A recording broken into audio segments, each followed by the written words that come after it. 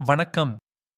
காலனித்துவ ஆட்சியின் போது கொள்ளையடிக்கப்பட்ட கோஹினூர் வைரம் மற்றும் பிற இந்திய கலைப்பொருட்களை திரும்பப் பெறுவதற்கான பிரதமர் நரேந்திர மோடியின் அழைப்பு குறித்து முக்கிய செய்தியுடன் இன்று உங்களை சந்திக்கிறோம்.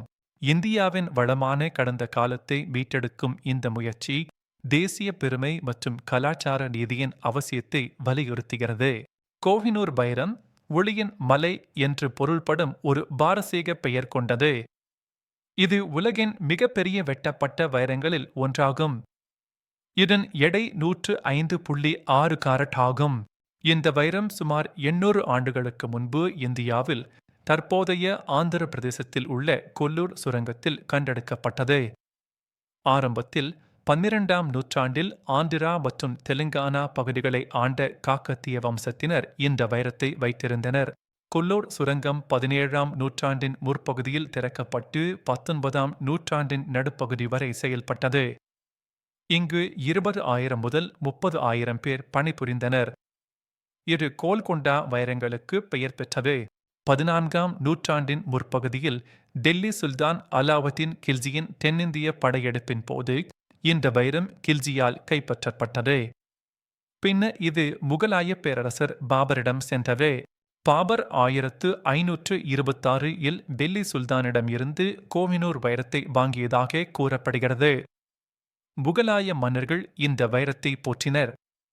ஷாஜகான் தனது மயிலாசனத்தில் இந்த வைரத்தை பதித்திருந்தார். 1739 இல் நாதிர் ஷா டெல்லியை சூறையாடிய போது கோஹினூர் வைரம் அவரது கைக்கு மாறியது. அவரது மரணத்திற்கு பிறகு இது ஆப்கானிய துரானி வம்சத்தின் நிறுவனர் அஹ்மத் ஷாவிடம் சென்றது.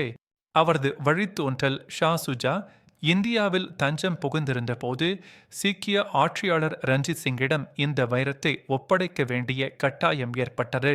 1849 இல் பஞ்சாப் இணைக்கப்பட்ட பிறகு பிரிட்டிஷார் கோஹினூரை தங்கள் வசம் எடுத்துக்கொண்டனர்.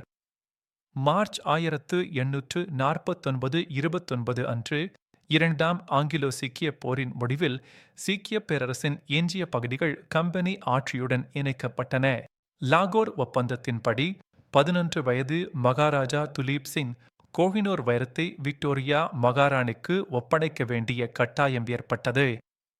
இந்த வைரம் தற்போது பிரிட்டிஷ் கிரீடத்தின் ஒரு பகுதியாக உள்ளது. பிரிட்டிஷ் அருங்காட்சியகங்களில் கோஹினூர் வைரம் மட்டுமல்லாமல் ஆயிரக்கணக்கான இந்திய கலைப்பொருட்களும் உள்ளன. இவற்றில் அமராவதி பளிங்குகள், திப்பு சுல்தானின் மோதிரம் போன்ற பல முக்கியமான பொருட்கள் அடங்கும். அமராவதி பளிங்குகள் அல்லது அமராவதி தொகுப்பு ஆந்திர பிரதேசத்தின் அமராவதி ஸ்தூபியில் இருந்து பிரிட்டிஷ் அருங்காட்சியகத்தில் உள்ள 120 சிற்பங்கள் மற்றும் கல்வெட்டுகளின் தொகுப்பாகும். இந்த சிற்பங்கள் கிமு 1ஆம் நூற்றாண்டு முதல் கிபி 8ஆம் நூற்றாண்டு வரையிலான காலகட்டத்தைச் சேர்ந்தவை.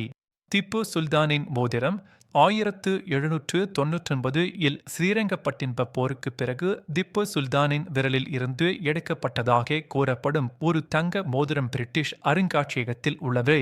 பிரதமர் நரேந்திர மோடி இந்தியாவின் கலாச்சார பாரம்பரியத்தை மீட்டெடுப்பதன் முக்கியத்துவத்தை தொடர்ந்து வலியுறுத்தி வருகிறார். கலாச்சார பொக்கிஷங்களை தாயகம் கொண்டு வரும் முயற்சிகளுக்கு அவர் முக்கியத்துவம் கொடுத்துள்ளார். 2014ஆம் ஆண்டு முதல் 600க்கும் மேற்பட்ட பழங்கால கலைப்பொருட்கள் இந்தியாவிற்கு திரும்பப் பெறப்பட்டுள்ளன. அவற்றில் 36 தமிழ்நாட்டில் இருந்து வந்தவை. நடராஜர் மற்றும் பார்வதி சிலைகள் போன்றவை இதில் அடங்கும். கலாச்சார பாரம்பரியத்தை மீட்டெடுப்பது தேசிய பெருமையின் ஒரு முக்கிய பகுதியாகும்.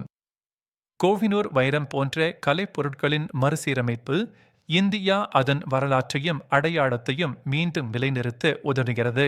இந்தியாவின் பாரம்பரிய பொக்கிஷங்களை திரும்பப் பெறுவதற்கான கோரிக்கை வெறும் பொருள் மீட்டெடுப்பு மட்டுமல்ல, இது நீதிக்கான அழைப்பு, கலாச்சார மறுசீரமைப்பு மற்றும் காலனித்துவ கடந்த காலத்தின் அடையாளங்களை சரிசெய்யும் முயற்சியாகும்.